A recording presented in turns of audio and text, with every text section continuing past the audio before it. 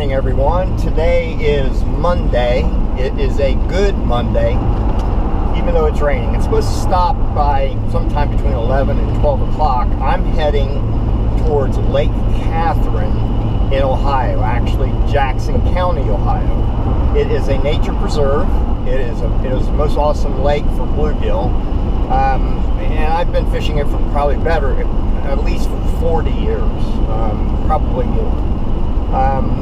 And the lake is just picturesque, and I've got three things going on today. Number one, I'm chasing the bluegill, although I probably will get into some bass. Number two, I'm taking a maiden voyage out with my new SUP. It's a stand-up paddleboard. You got it right. I've been playing around with, different types of vessels and making pontoon boats that are daisy chained together, and I've done all kinds of things to try and get out on the water easily, and sometimes safe, sometimes not all that safe, but I've got pretty good balance. Even at 68 years old, I'm doing pretty good. But anyway, it's the bluegill. I chase bluegill because they're here.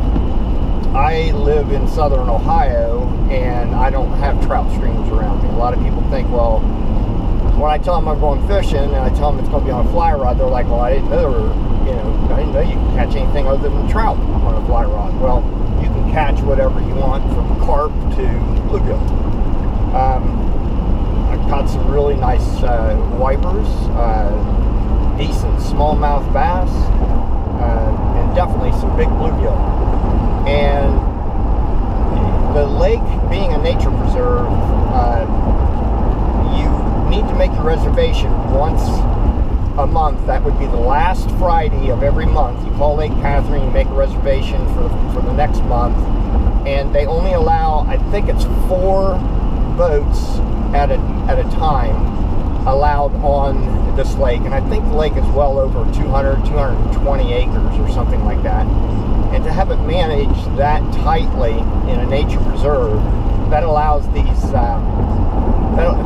bluegill to get quite large and in pretty good numbers as well.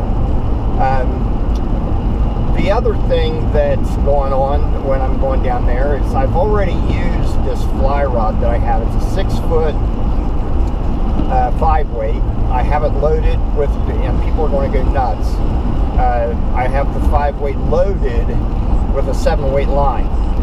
And another thing that some people are going to think is blasphemy is this last winter I took that fly rod that I built and reworked it. I put new single-foot Fuji guides on it, and I also put a fighting butt on it. And the reason why I did that is because I've turned this fly rod into a spinning rod as well, and I'll do a little video on using both today. And I believe that I'm going to pretty sure I'm going to call this rod a sply rod. And sply rod is a spinning rod and a play on the words of fly rod. So I got spinning rod, fly rod run together. That's a sply rod. I know that they've had combination rods in the past, but it's usually the whole rear section of the rod has a completely different configuration for the spinning rod and a different configuration for the fly reel, or fly reel and the spinning reel. But this rod here does both, and does it pretty well. I've already used it a number of times this year. Anyway, we will be at the lake in about 45 minutes, and until then, I'm going to have fun. Talk to you in a bit.